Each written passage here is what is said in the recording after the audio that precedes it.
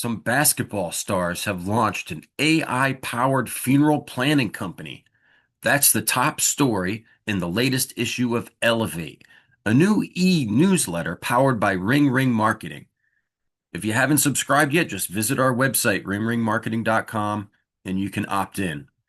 Inspired by personal loss and backed by tech leaders, Donald Beverly Jr., a former NCAA national champion at UConn, and Russell Westbrook, the former NBA MVP and former NBA All-Star Kemba Walker, have recently launched Easewell. What is it all about? Well, Easewell provides a bunch of different solutions, including funeral home matching, where families receive curated quotes based on their budget, automated paperwork. Easewell handles key administrative tasks such as filing death certificates and contacting financial institutions, as well as financing for funeral homes and for funerals and cremations. Easewell is backed by a group of investors and we drill down a little bit more in the newsletter into what it's providing and what it's seeking to do. Now, the genesis for this is that the experiences with grief and loss of these three basketball stars led them to create a platform that uses AI to handle the difficult funeral and administrative tasks that they saw burden people, when it comes to handling funeral planning.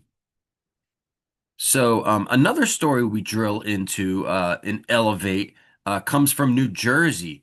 The governor there, Governor Phil Murphy, has just signed legislation that paves the way for more licensees to enter the funeral profession. In many states, including in New Jersey, you have to go through embalming requirements as well as funeral director requirements to become licensed.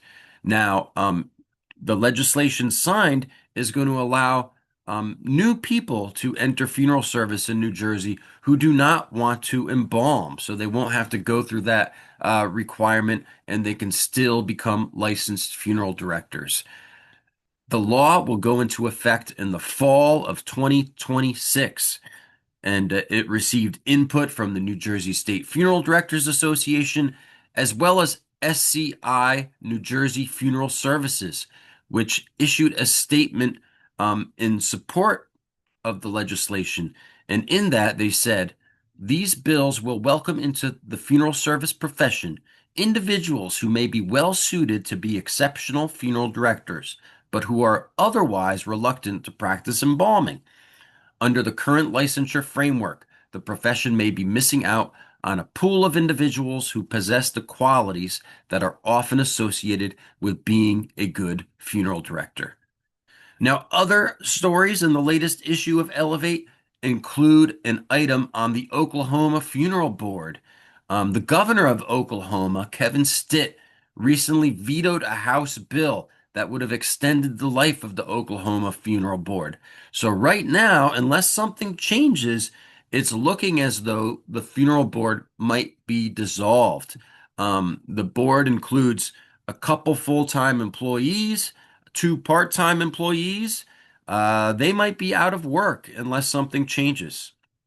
We also drill into the aftermath of a pet cremation scandal. A legislator from Pennsylvania is seeking to get support for introducing legislation that would make the penalties harsher for pet cremation companies that run afoul of the law.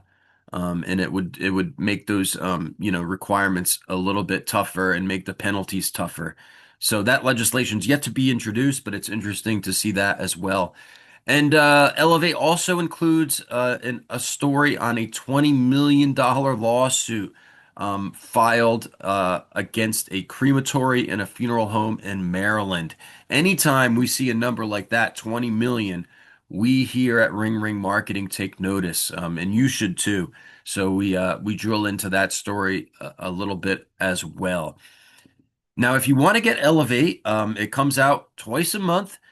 We drill down into some of the latest news affecting the profession, what it means for you, and your funeral home and your staff, just visit our website, ringringmarketing.com, and you'll see it right on the homepage. And we encourage you to subscribe and stay updated.